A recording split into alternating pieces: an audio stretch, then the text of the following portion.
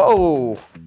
Double the Evans. Theoretically, that means double the fun. You're looking handsome today, my dude. Oh, thank you so much, man. I'm trying. I feel a little tired, though. Well, you know, we didn't get a lot of sleep last night. You know, you're right. You're right. Sammy, make that look sick as fuck. One of the Fuse News, episode 249.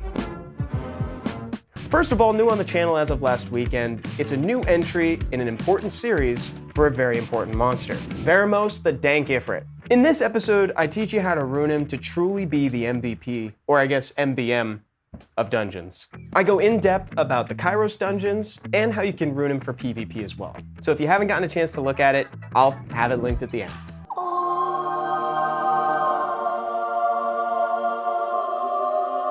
Summoner's War version 8.1.7 is now upon us, and in addition to some cool quality of life updates and some cell exclusion settings changes, now we've got a brand new monster family, the Twin Angels. And these guys are cool for a lot of reasons. The first one is that they are two monsters essentially in one unit. So they share attack bar and HP, but each of them has skills. So that's a total of 6 skills available. And you'll choose one for each of the twins on their turn. So that means that you can mix and match skills depending on what the situation calls for. It also makes it very confusing for your opponent, who has to keep track of what's on cooldown. It also feels really strange targeting an ally with a first skill. That's not something that I'm used to doing in Summoner's War, so that was a really cool experience when I first tried out their skill set. And of course, because a new monster family has been introduced into the game, they now have the summon rate up feature attached to them. And I've got great news for you too. While you're summoning for that new unit, you're also going to be getting rewarded because the new monster update special event has entered the events tab. And it's going to give you benefits after every scroll you summon, specifically after every Nat 3 or 4 star you get.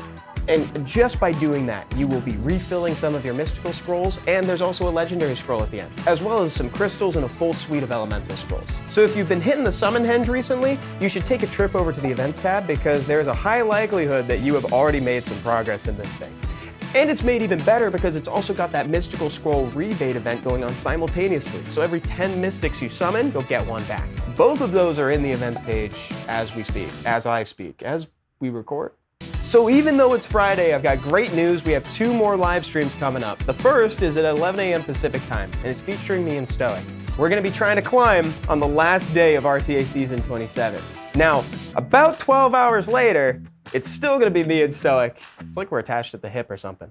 And we're gonna be casting the Legend Tournament for RTA Season 27. For the uninitiated, that's where we take the top 4 people from the ranked ladder and make them fight to find out who number 1 is gonna be. And that one person gets the Legend title and their name in the Hall of Fame permanently. So I better see you there. You know where to find us. If you don't, actually, it's right there. There's that video that I talked about during the episode, and it is Friday, my dude, so make sure to pick up your weekly Devilmon and Raymomon if you haven't done so already. Keep on farming. I'll see you right back here next week. Bye-bye.